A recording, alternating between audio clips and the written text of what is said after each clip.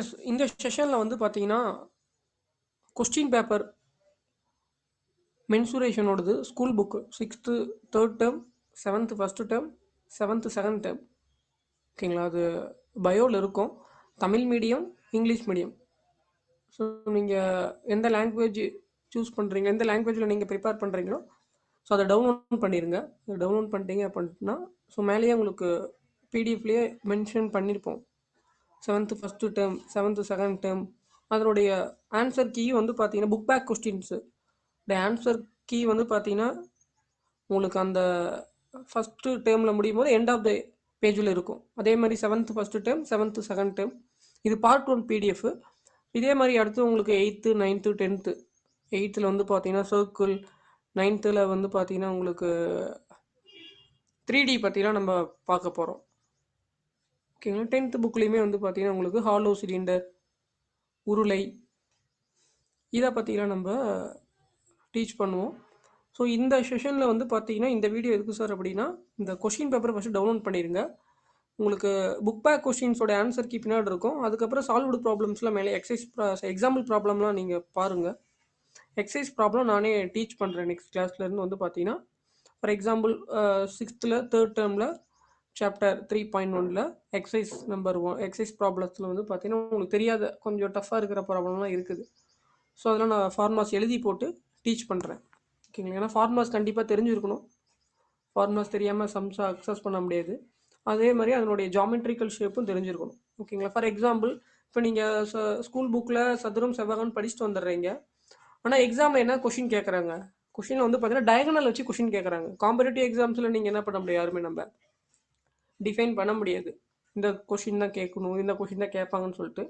So உங்களுக்கு geometrical ஷேப்பும் ஃபார்முலாஸும் தெரிஞ்சிருந்தது அப்படின்னா கண்டிப்பாக நீங்கள் ஈஸியாக அக்சஸ் பண்ணிடலாம். எப்படி ஃபார்முலா மேக் பண்ணுறது, இன்கேஸ் உங்களுக்கு கொஸ்டின் வந்து பார்த்தீங்கன்னா உங்களுக்கு ஃபார்முலாஸ் டெரைவ் பண்ணுற மாதிரி கூட கொஷின்ஸ் கேட்குறாங்க இப்போ ரீசன்ட் டிஎன்பிசி எக்ஸாமில்.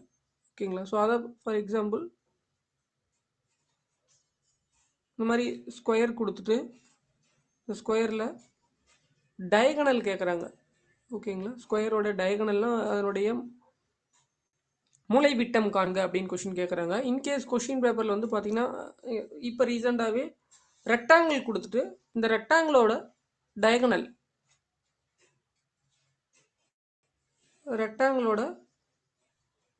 கேட்குறாங்க. ஓகேங்களா? ஸோ இதை பற்றிலாம் நம்ம அப்கமிங் கிளாஸஸில் நான் ஃபார்முலாஸ் எழுதி போட்டு டீச் பண்ணுறேன். ஃபஸ்ட்டு இந்த ஃபார்முலாஸ் வந்து நோட் பண்ணிக்கங்க. சாரி, இந்த கொஷின் பேப்பரை பிடிஎஃப் ஃபைல் வந்து பார்த்தீங்கன்னா டவுன்லோட் பண்ணி ஒரு டைம் உங்களுடைய நோட்டில் நோட் பண்ணி வச்சுங்க. எக்ஸசைஸ் ப்ராப்ளம்லாம் எக்ஸாம்பிள் ப்ராப்ளமும் நீங்கள் ஆல்ரெடி பாருங்கள், ஈஸியாக சால்வ் பண்ணலாம் அப்கமிங் கிளாஸஸில். ஸோ 1-2 மட்டும் நான் அப்டேட் பண்ணி கொடுப்பேன். ஸோ அதுவும் நோட் பண்ணிங்க. இந்த மாதிரி டயகனல்ஸு இந்த மாதிரி சம்திங் ஏதாவது வந்து பார்த்தீங்கன்னா 1 or 2 இன்ஃபர்மேஷன் மட்டும் அடிஷ்னலாக இருக்கும். ஸோ ஃபார் எக்ஸாம்பிள் உங்களுக்கு ஆர்எஸ் அகர்வால் அரிக்கன் பப்ளிகேஷன், ஸோ அதிலிருந்து நான் ரெஃபர் பண்ணி வந்து பார்த்தீங்கன்னா ஒரு சில இன்ஃபர்மேஷன் மட்டும் அடிஷ்னலாக கொடுப்பேன். ஸோ அதுவும் கண்டிப்பாக தெரிஞ்சிருக்கணும்.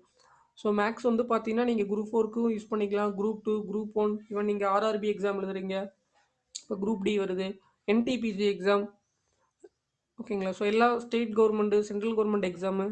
ஸோ மேக்ஸ் வந்து பார்த்தீங்கன்னா எல்லா இடத்துலையுமே உங்களுக்கு ரீசனிங் வச்சுருக்கிறாங்க, ஆப்டிடியூடு தனியாக இருக்குது, ரீசனிங் இருக்குது. ஸோ அப்படிங்கும்போது உங்களுக்கு சென்ட்ரல் கவர்மெண்ட் இந்த ஆர்ஆர்பி என்டிபிசி ரிலேட்டட்லாம் மேக்ஸிமம் 40 கொஷின்ஸ் பக்கம் இருக்குது. ஸோ இதிலே 2-3 கொஷின்ஸ் கேட்பாங்க. நம்ம குரூப் 4லேயே 3 கொஷின்ஸ் கேட்பாங்க. கண்டிப்பாக 2 கொஷின்ஸ் இருக்கும் இப்படி மினிமம். இன்னும் அடிஷ்னலாக ஒன்று கேட்குறங்கிறது நம்ம கொஷின் பேப்பர் அன்றைக்கி எக்ஸாம் அன்றைக்கி தான் தெரியும். மினிமம் 2 கொஷின்ஸ் இருக்கும். ஏன்னா சிலபஸை பார்த்துருப்பீங்க, 2D 3D ரெண்டுமே கொடுத்துருக்குறாங்க. ஸோ 6 to 8th இருந்து ஒரு கொஷின்ஸ் இருக்கும், 9th 10th புக்கில் இருந்து கூட ஒரு கொஷின்ஸ் இருக்கலாம். இல்லை அப்படின்னா 6 to 8th இருந்தே கூட 2 கொஷின்ஸ் கேட்கலாம். ஸோ ஃபார்முலாஸும் தெரிஞ்சிருக்கணும், கான்செப்டும் தெரிஞ்சிருக்கணும். ஓகேங்களா? உங்களுக்கு ஜாமெட்ரிக்கல் ஷேப் தெரியாமலும் நீங்கள் என்ன பண்ண முடியாது, ஃபார்முலாஸும் மெமரி பண்ண முடியாது. ஸோ ஜாமெட்ரிக்கல் ஷேப் நானே ட்ரா பண்ணி எப்படி ஃபார்முலாஸ் மேக் பண்ணுறதுன்னு சொல்லித்தரேன். அதில் சம்ஸ் கொடுத்துருப்பாங்க. இன்கேஸ் உங்களுக்கு சம் ப்ராப்ளமாக இல்லாத இந்த மாதிரி தியரியாக கூட கொஷின்ஸ் கேட்பாங்க. ஓகேங்களா? நானே டீச் பண்ணுவோம் பாருங்கள். தியரியாக கூட சம்ஸ் கேட்டாலும் நீங்கள் ஈஸியாக சால்வ் பண்ணிடலாம். ஸோ எப்படி கொஷின்ஸ் கேட்டாலுமே நீங்கள் ஓரளவுக்கு ஈஸியாகவே ஆன்சர் ஃபைண்ட் அவுட் பண்ணிடலாம். ஓகேங்களா? ஸோ ஃபஸ்ட்டு இது நோட் பண்ணிக்கங்க. இதுதான் பேசிக்ஸு.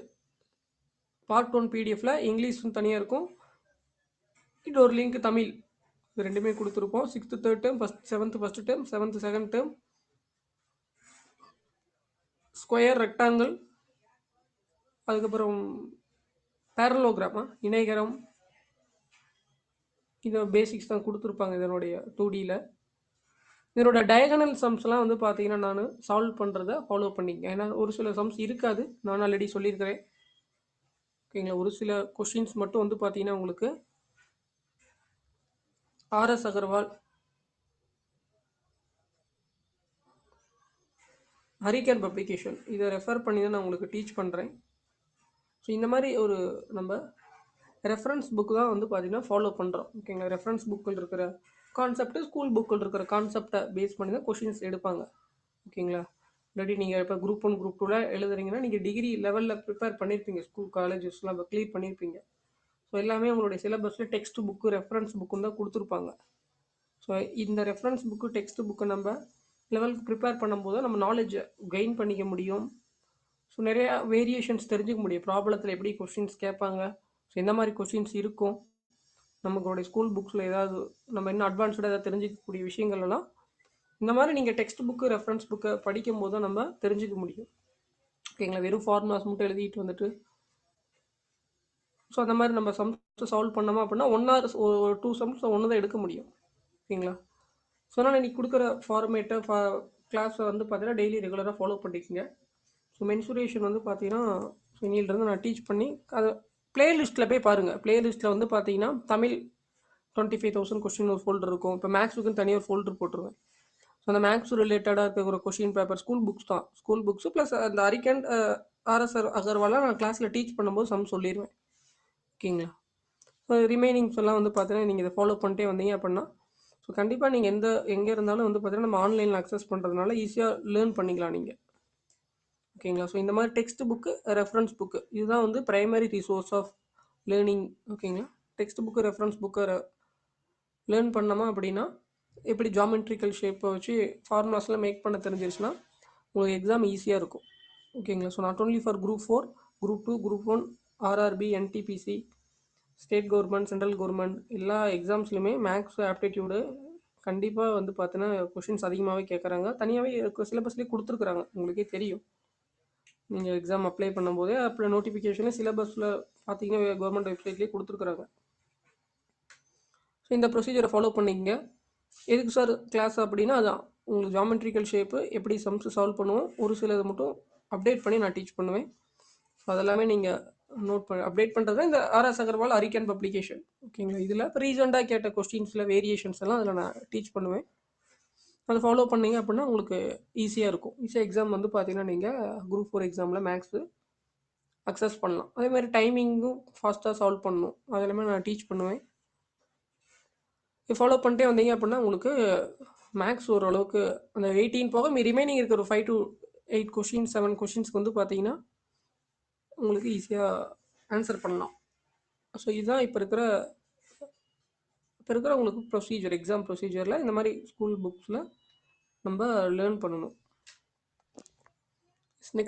நெக்ஸ்ட்டு செஷனில் வந்து பார்த்தீங்கன்னா மென்சுரேஷன் பார்ப்போம். தமிழ் ஃபாலோ பண்ணுங்கள். தமிழ் வந்து ரிமைனிங் கொஸ்டின்ஸ் தெரியாமல் இருந்தீங்க அப்படின்னா அந்த 25,000 கொஸ்டின்ஸ் ப்ளேலிஸ்ட்டில் போயிட்டு ஃப்ரீயாக இருக்கும்போது கொஷின்ஸ்லாம் ரீட் பண்ணி ஆன்சர் தெரிஞ்சு எப்படி கொஷின்ஸ் கேட்டிருக்கிறாங்க, இந்த நான் என்ன சொல்லியிருக்கிறேன், என்ன எப்படி புக்ஸ் எல்லாம் ரெஃபர் பண்ணி எப்படி படிக்கணும்னு அப்படி டீச் பண்ணியிருப்போம். பாருங்கள். ஒருமைப்பன்மை, பிழையற்ற தொடரலாம். ரிமைனிங் வந்து பார்த்தீங்கன்னா அடுத்த சப்ஜெக்ட்டு பொலிட்டிக்கல் சயின்ஸ் ஒவ்வொன்றா கொண்டுட்டு போகும். ஏன்னா தமிழ் மேக்ஸ் தான் ரொம்ப இம்பார்ட்டன்ஸும் இப்போ இருக்கிற சிலபஸ்க்கு. ரிமைனிங்லாம் நீங்களே டீச் பண்ணணும்னு ஃபாலோ பண்ணுங்கள். பொலிட்டிக்கல் சயின்ஸு யூனிட் 8 தான். அதான் உங்களுக்கு யூனிட் 8, யூனிட் 9லாம் தமிழ்நாடு எக்கனாமி, இந்தியன் எக்கனாமிலாம் மெர்ஜ் பண்ணிட்டாங்க. ஓகேங்களா. ஸோ யூனிட் 8 மட்டும் தனியாக இருக்குது. ஸோ 6 to 12 எக்கனாமிக்ஸ் புக்கு, அதுக்கப்புறம் பொலிட்டிக்கல் சயின்ஸு, ஹிஸ்ட்ரி ஐஎன்எம்மும் மெர்ஜ் பண்ணிட்டாங்க. அது உங்களுக்கு தெரியும். ஹிஸ்ட்ரி நம்ம 6 to 10, 11th 12th ஐஎன்எம்மும், geography 10th 6 to 10th prepare பண்ணிங்களா போதுமானது. சயின்ஸில் மேக்ஸிமம் 5 to 7 கொஷின்ஸ் தான் இருக்கும். ஸோ மேபி கரண்ட் அஃபேர்ஸ் ரிலேட்டடாக கூட கேட்கலாம். ஃபார் எக்ஸாம்பிள் ஜுவாலஜிலாம், வேக்சின்ஸு ஏதாவது வந்து பார்த்தீங்கன்னா உங்களுக்கு நோபல் ப்ரைஸ் இப்போ ஃபிசிக்ஸ், கெமிஸ்ட்ரி, பாட்னி, ஜுவாலஜியில் ஏதாவது நியூ இனோவேஷன் அது ரிலேட்டடாக ஒரு கொஷின்ஸ் கேட்கலாம். அதனால் இதை ஃபஸ்ட்டு மார்க்ஸ் அதிகமாக ஸ்கோரிங் ஏரியா ஃபுல்லாக நீங்கள் ப்ரிப்பேர் பண்ணிட்டீங்க அப்படின்னா, ஸோ அதுக்கப்புறம் நீங்கள் physics, chemistry, botany, zoology prepare பண்ணலாம். அதில் வந்து உங்களுக்கு வெயிட்டேஜ் வந்து 7 கொஷின்ஸ் இருக்கும் மேக்ஸிமம். ஓகேங்களா? சிலபஸில் அவங்களே கொடுத்துட்டாங்க குரூப் 4 சிலபஸ்லேயே இதில் 10 கொஸ்டின், இதில் 15 கொஷின்ஸு. ஸோ நீங்கள் வெயிட்டேஜுக்கு தகுந்த மாதிரி இதில் எந்த நமக்கு சப்ஜெக்ட் அண்டர்ஸ்டாண்ட் பண்ணிக்கூடிய சப்ஜெக்ட்லாம் ஃபஸ்ட்டு ப்ரிப்பேர் பண்ணி முடிச்சிருக்கோம். Unit 8 political science, எக்கனாமிக்ஸில் 11th 12th நம்ம கான்செப்ட் தான். ஓகேங்களா? கான்செப்டாக கொஷின்ஸ் கேட்பாங்க. 11th 12th ஃபுல்லாக ப்ரிப்பேர் பண்ணிட்டீங்க அப்படின்னா கொஞ்சம் ஈஸியாக இருக்கும் உங்களுக்கு ஃபஸ்ட்டு ப்ரிஃபரன்ஸ்லேயே. ஹிஸ்ட்ரிலாம் ஒன்றும் பிரச்சனை கிடையாது. உங்களுக்கு டாபிக் வைஸ் நமக்கு ஸ்கூல் புக்லேயே 6 to 12லேயே வந்து 11th 12th படிச்சிங்கன்னா 6 to 10th அடிச்சிடலாம். 6 to 10th படிச்சிங்கன்னா 11th 12th ஒரு சில பாயிண்ட் அட்வான்ஸ்டாக இருக்கும்.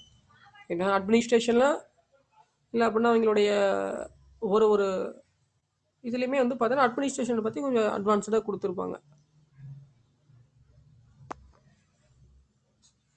ஓகே, நெக்ஸ்ட் செஷனில் நம்ம கிளாஸ் ஸ்டார்ட் மென்சுரேஷன் சம்ஸு பார்ப்போம்.